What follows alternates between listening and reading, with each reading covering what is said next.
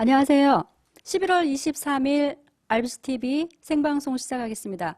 소통과 공감하는 21세기 부동산 선진 문화를 추구하는 RBCTV 공인중개사 방송국입니다. 플라톤이 이런 말을 했습니다. 인간의 최대의 승리는 자기 자신을 이기는 것이다. 참 어려운 일이죠. 네, 우리의 최대의 승리가 스스로를 이기는 것이라고 합니다. 이 시간도 스스로를 절제할 수 있는 그런 마음을 되새겨 보면서 오늘 생방송 시작하겠습니다.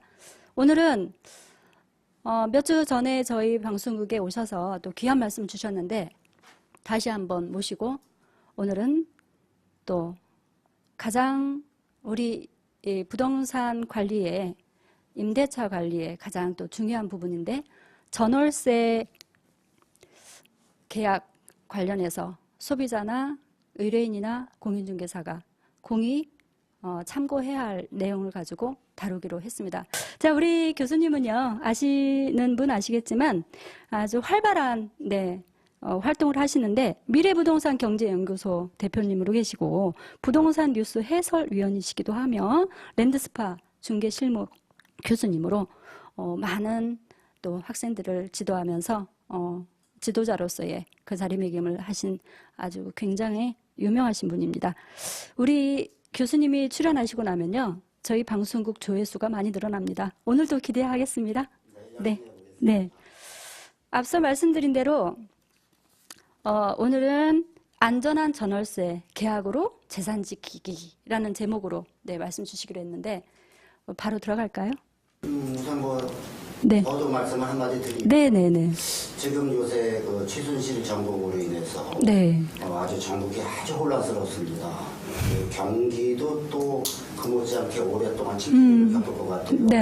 미국발 지금 경제 위기가 곧 다가오고 있어요. 그런데 트럼프가 당선이 되고 나서 미국의 금리는 약간 인상이 될 것이고 그 다음에 통상 압력으로 인해서 중국 경기가 안 좋아질 것이고 우리나라도 영향을 받아서 그렇죠. 어려워질 것 같아요. 네. 그러면 중장기적으로 볼 때는 우리 부동산 쪽에 가격 하락이 예상되고 있습니다. 그럴 때 전세를 들어가시는 분 또는 월세를 들어가시는 분이 그 재산을 안전하게 지키려면 꼭 알아둬야 될 사항들이 있어요. 그래서 이러한 그 시대적인 여건, 국내 경기 흐름이나 그 다음에 국제 경제 여건이 제가 오늘 이러한 내용으로 이렇게 우리 시청자님을 위해서 말씀드리게 된 배경이 되겠네요. 아, 네. 그 시대적으로 정말 꼭 필요하고, 네. 그 시청자분들이 항상 그 남의 얘기 같은 내용을 보시다가 오늘은 밀접하게, 직접적인 관계가 되는 내용일 것 같아서 굉장히 시청자 수가 많을 것 같습니다. 기대하겠습니다. 들어가겠습니다. 그러면 집값 하락 시 전세보증금 못 받는 사례가 많다고 그러는데 그 원초적 예방 방법이 있다고요? 네. 우선 이제 사례를 들어서 말씀을 드리면 아파트 가격이 10억 원이다. 그럴 때 내가 6억 원의 전세를 들어갔다. 그러면 전세가율이 60%죠. 그래서 만약에 그 집이 경매가 넘어가더라도 내 돈 6억 원은 그냥 안전하게 내가 받아갖고 나올 수 있겠구나. 단 대출이 없었을 경우의 얘기죠. 그런데 이 아파트 가격이 경기가 안 좋아서 8억 원으로 떨어졌습니다. 그러면은 6억 원의 보증금은 6억 원 나누기 8억 원으로 해야 되니까 전세가율이 무려 60%에서 75%로 올라가게 되죠. 그래서 이 아파트가 만약에 경매로 넘어가서 75% 이하로 경매에 낙찰이 되면은 내 보증금에서 손해를 보게 되는 겁니다. 아파트 가격이 10억 원에서 8억 원으로 떨어졌을 때를 가정을 했는데요. 이게 만약에 8억 원이 아니고 7억 원으로 떨어졌다 그러면은 아주 문제는 더 심각한 이런 문제가 생기죠. 그래서 여기에 대해서 이제 근본적으로 전세를 들어갈 때, 계약을 할 때, 집을 구할 때 우리가 주의해야 될 점이 있을 거예요. 무슨 말씀이냐면은 그 해당 아파트나 주택에 전세 보증금하고 대출 금액하고의 합계액이 절대적으로 60%가 넘어가면 안 된다는 뜻입니다. 그러니까 경기가 안 좋을 때는 50%까지도 보셔야 돼요. 근데 전세 구하기가 요새 참 하늘의 별따기만큼 어렵습니다.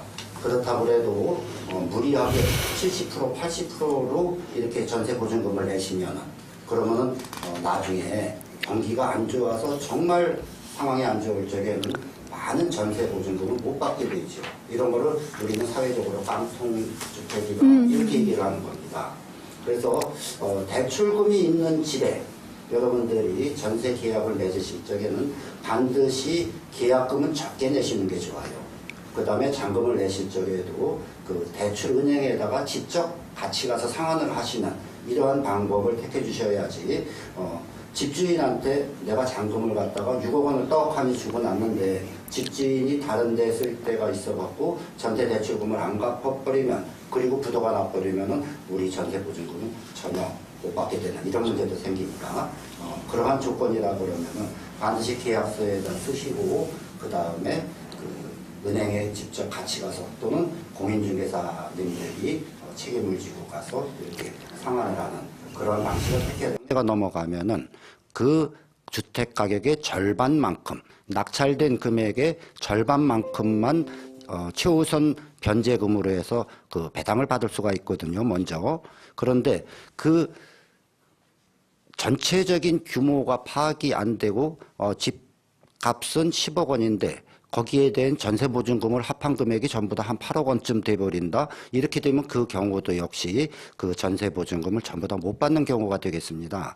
그래서 이 다가구 주택에 전세를 들어가실 적에는 내 집뿐만이 아니고 다른 집들의 전세보증금의 합계액이 매매되는 금액의 절반이 절대 넘지 않도록 이렇게 체크를 하시고 들어가는 것이 이 전세계약에서 내 집 보증금을 미리 사전에 근본적으로 지켜나가는 가장 중요한 방법이 되겠습니다. 네, 아주 중요한 말씀을 해주셨고요.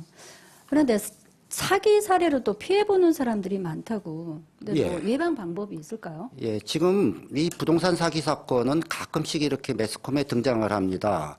6개월 단위, 1년 단위로 나오는데요. 이 사기 사건의 유형이 원인을 보면은요. 첫째, 본인이 자기 것이 아닌데도 불구하고 자기 것이라고 위조한 사례. 이런 사례가 제일 많아요.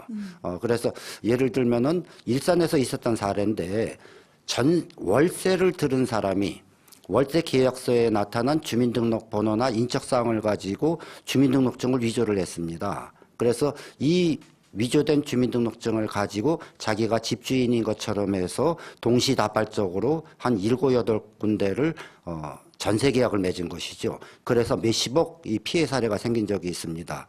이런 식으로 본인이 아닌데도 본인인 것처럼 사기를 치는 사례가 유형이 제일 많고요. 그 다음 사례는 자기가 권한이 없는데도 불구하고 자기 것인 것처럼 자기가 그 위임을 받은 것처럼 움직이는 사례가 있어요. 심지어는 이 부동산을 하시는 분들도 자기가 돈이 급하면 월세 계약을 맺어달라. 이런 부탁을 받고 자기는 전세로 놓는 거지요. 그래서 집주인에게는 매달 월세를 통장에 넣어주고 나머지 금액을 착복한 사례가 최근 6개월 전에 부천에서 있었죠. 이러한 사례들 두 가지 유형이 제일 많습니다. 그러면 이러한 사기 사건을 예방할 때는 어떻게 해야 되냐면요. 첫째, 등기부 등본하고 등기 권리증을 같이 요구를 하셔야 되죠. 그래서 등기 권리증과 등기부 등본이 있으면 큰 사고는 못 칩니다. 그 다음에 주민등록증을 또 위조하는 사례가 있어요. 주민등록증에 보시면은요, 이 주민등록증 발급일자가 나옵니다. 그래서 전화번호를 핸드폰이든 일반 전화든 1382, 1382번을 누르면은 거기에 주민등록증을 입력하라 이렇게 나오거든요. 그래서 그 주민등록증을 입력을 하면은 발급일자가 며칠입니다. 이렇게 바로 나와요.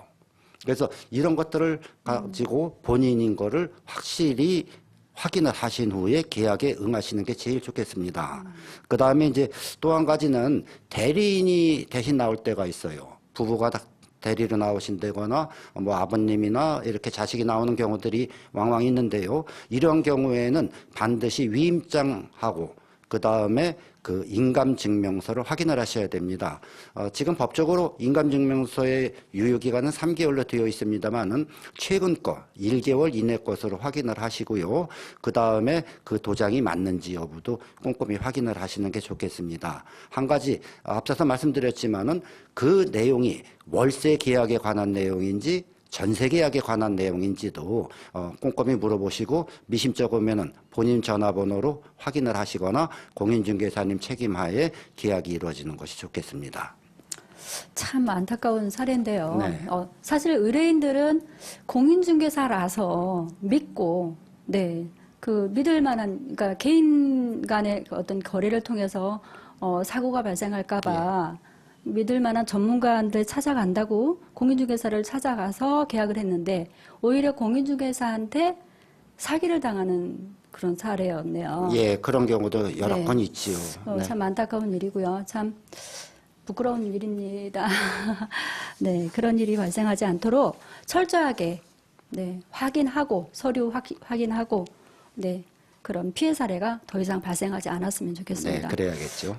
또 더불어서 계약 시 또 주의 사항이 있다면 또 강조하시고 싶은 말씀 있으시면 예, 주시죠. 뭐 이 네. 위에 두 가지 사례에서 말씀드렸다시피 첫째 본인 확인이 우선입니다. 만약에 세입자가 이 본인 확인 여부를 철저하게 거치지 않았다 그러면 대법원의 판례가 본인이 부담해야 되는 본인이 못 받는 금액이 무려 70%나 돼요. 30%는 공인중개사가 물어주는 것으로 이런 판례가 있기 때문입니다. 본인 여부는 아까 말씀드린 대로 주민등록증하고 등기부 등본상에 그 본인 여부를 확인하시고 확실하지 않으면 1382 전화번호 눌러서 본인 여부를 확인하실 것.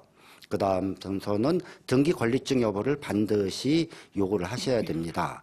그 다음에 대리인이 나올 적에는 대리인의 신분증, 본인 신분증, 그 다음에 위임장, 그리고 인감증명서 1개월 이내에 발급된 것 이런 거를 반드시 하시고요. 그 다음에 입금 계좌번호가 중요합니다. 지금은 현금을 들고 오거나 수표를 들고 와서 계약을 하는 경우들은 많지 않아요.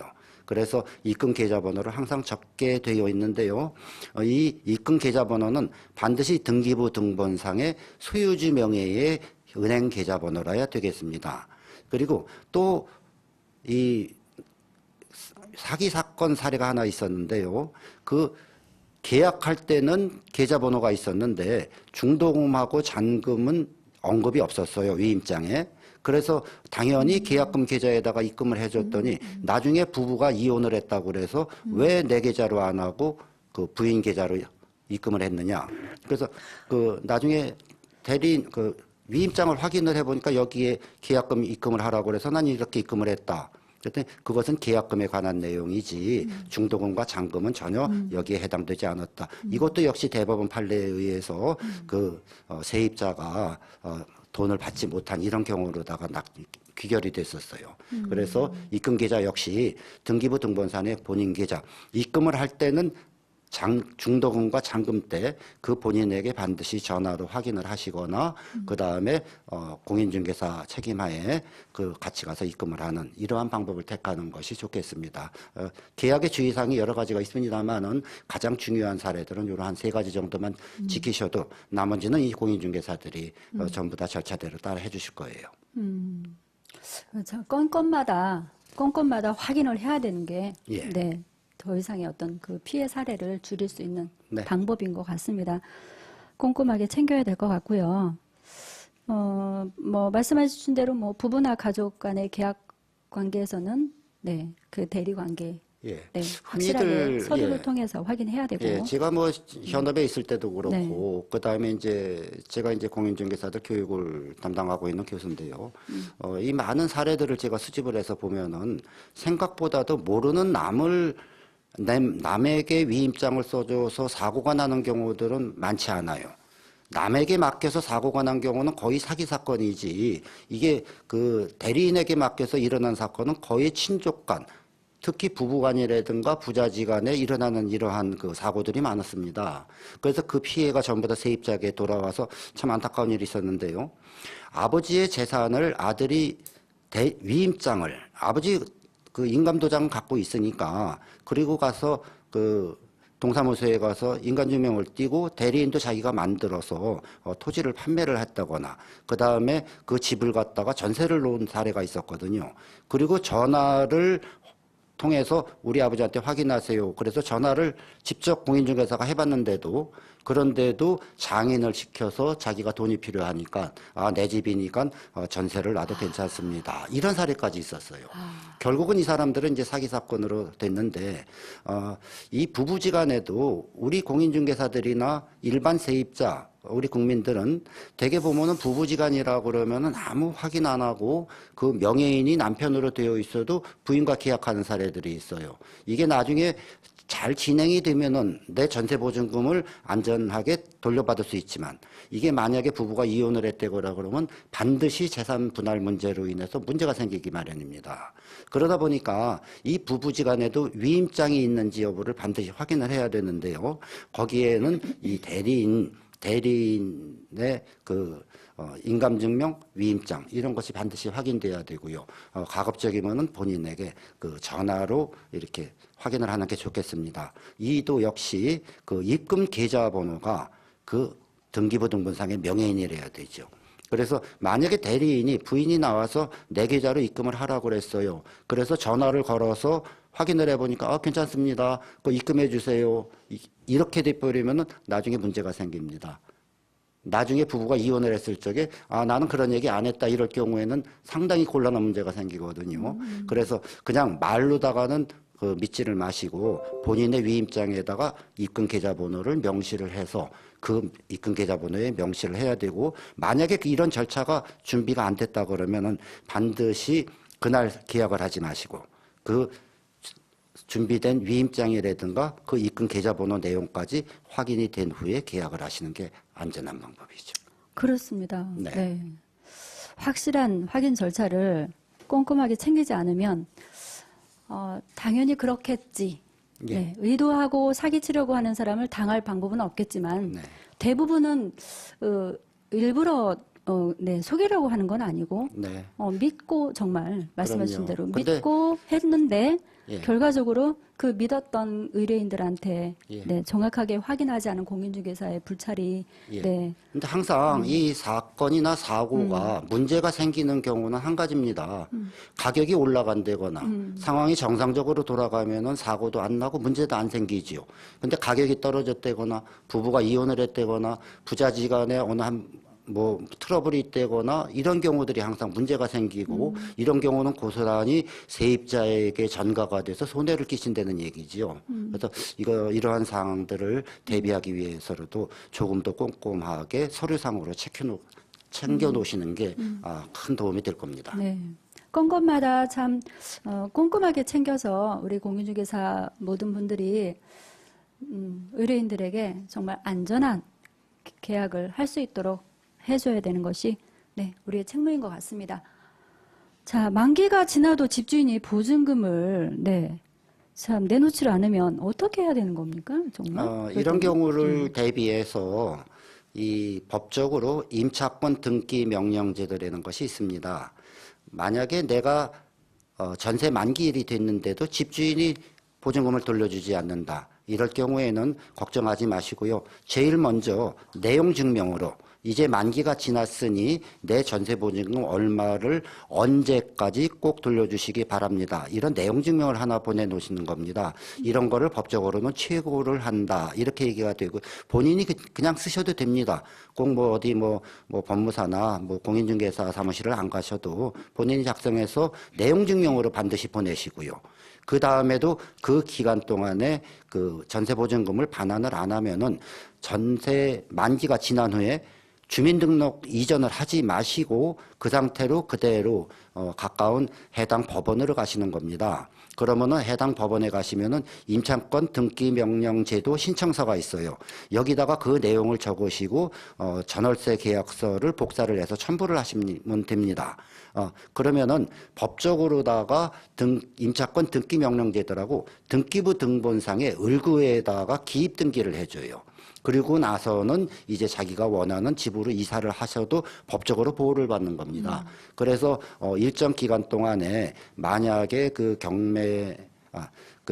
보증금을 돌려주지 않을 경우에는 임차권 등기 명령 제도로 해서 다시 소송을 통해서 이 보증금 반환 소송을 할 수가 있지요. 그래서 거기에서 당연히 승소할 거니까 그러면 경매를 진행해서 그 세입자의 그 전세 보증금을 돌려받는 제도가 정해져 있습니다. 그러니까 당황하시지 마시고 임차권 등기 명령 제도를 이용하시면은 그 만기에 집주인이 돈을 돌려주지 않을 때 그럴 때 법적으로 내 보증금을 반환받을 수 있다. 이렇게 알고 계시면 되겠습니다. 네. 이렇게 그 답답한 일이 있을 때 전문가를 찾아가서 이런 어떤 방법을 네, 안내를 받으면 불편하지 않고 네. 예. 네. 하여튼 그래서 우리 공인중개사들의 책무가 더 어깨가 무거운 것 같습니다. 자, 일단 여기서 잠깐 쉬고요. 네, 예. 2부 또 다시 뵐까요? 네, 그럴까요? 네. 네, 고맙습니다. 네, 수고하셨습니다.